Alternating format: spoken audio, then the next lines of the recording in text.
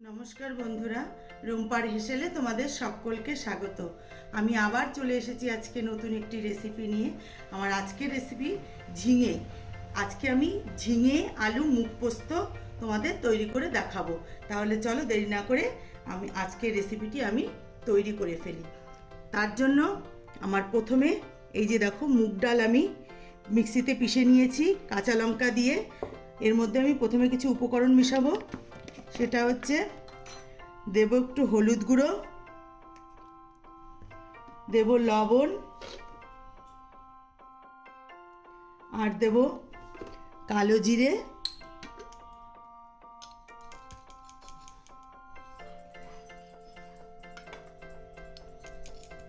আর দেব এর মধ্যে একটু চিনি সামান্য।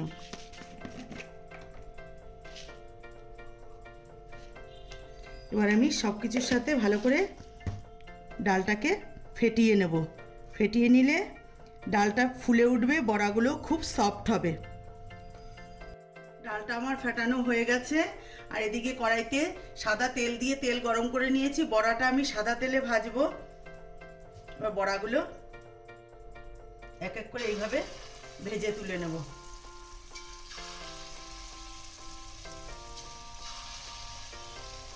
বড়া আমার ভাজা হয়ে গেছে। আর ওই বড়া ভাজার তেলটা তুলে আমি কড়াইতে সর্ষের তেল দিয়ে দিয়েছি, কারণ রান্নাটা আমি সর্ষের তেলে করব। এবার আমি এর মধ্যে দিয়ে দেব আলু। আমি এর মধ্যে একটু আলু দিচ্ছি। একটা আলু আমি এইভাবে কেটে নিয়েছি। আলুটা সম্পূর্ণ অপশনাল, তোমাদের ভালো লাগলে দেবে, না লাগলে দেবে না।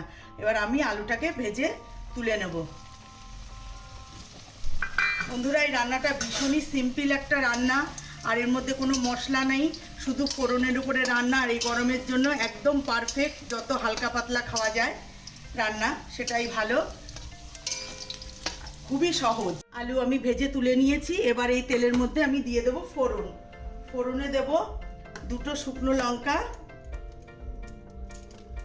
আর দেব একটু কালো জিরে। এবার আমি এর মধ্যে দিয়ে দেব ঝিঙে, কেটে রাখা ঝিঙেগুলোকে আমি এইভাবে কেটে নিয়েছি।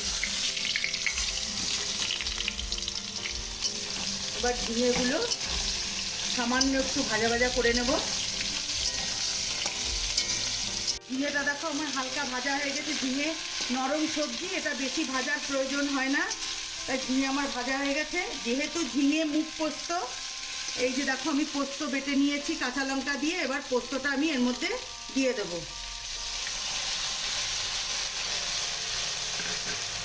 পোস্ত দিয়ে বেশিক্ষণ কষানোর দরকার নেই, পোস্ত বেশি কষাতে লাগে না।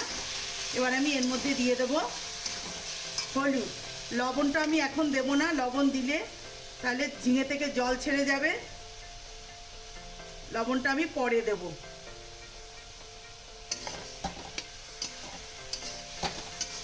এবার আমি বাটি ধোয়া একটু জল দিয়ে দেবো এর মধ্যে, পোস্তর বাটি ধোয়া জলটা।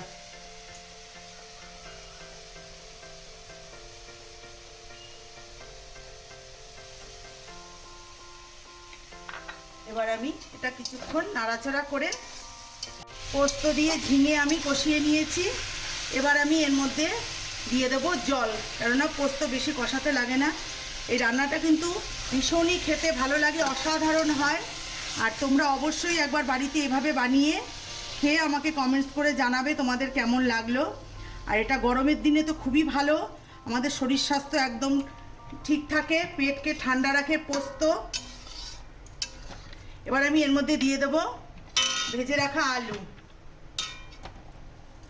আলুটা সম্পূর্ণ অপশনাল। এবার আমি এর মধ্যে দিয়ে দেব 4টে চেরা কাঁচা লঙ্কা। আর বড়াটা আমি একটু পরে দেব। এখন আমি এটাকে ঢেকে সিদ্ধ হতে দেব।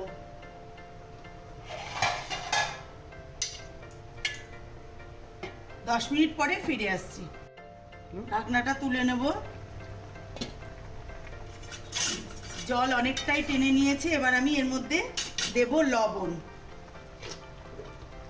স্বাদ অনুযায়ী, আর দেব এর মধ্যে ভেজে রাখা মুগের বড়াগুলো।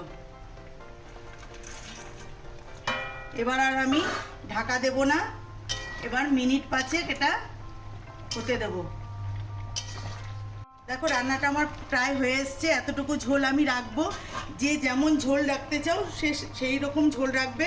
এবার আমি এর মধ্যে দিয়ে দেবো চিনি, কারণ এটা সম্পূর্ণ নিরামিষ একটি রান্না, চিনি দিলে খুব ভালো লাগবে। আর ঝিঙা একটা জলসা সবজি, এতে তো চিনি একটু দিতেই লাগে। এবার আমি এর উপরে সবশেষে দিয়ে দেবো একটু কাঁচা সর্ষের তেল।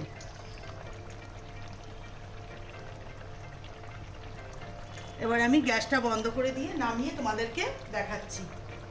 বন্ধুরা, ঝিঙে মুখ পোস্ত আমার হয়ে গেছে, নামিয়ে নিয়েছি। এবার আমি একটা পাত্রে সার্ভ করে নেব।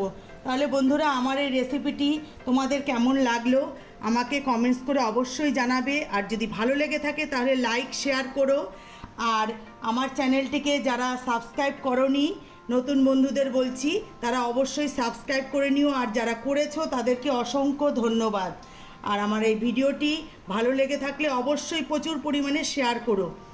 আর কি, ভালো থেকো, সুস্থ থেকো, নমস্কার।